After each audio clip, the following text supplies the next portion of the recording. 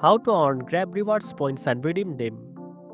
First of all, open your Grab app and make sure you are logged into your account. On the home screen, you'll find various services like Transport, Food, and Mart. Each time you use these services and pay using GrabPay Wallet or a linked card, you automatically earn Grab reward point. The more you spend, the more points you earn. Next, tap on the rewards section from the account tab. This is where you can view your current points balance and browse all the available rewards. You'll find discounts, vouchers for Grab services, partner deals, and more.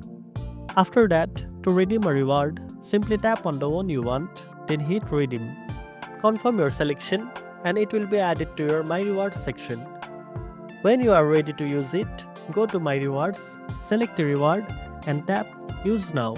For example, if it's a voucher for GrabFood, it will automatically apply during checkout.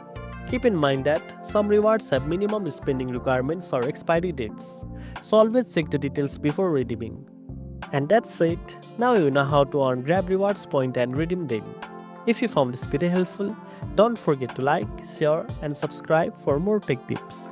Thanks for watching, and I'll see you in the next one.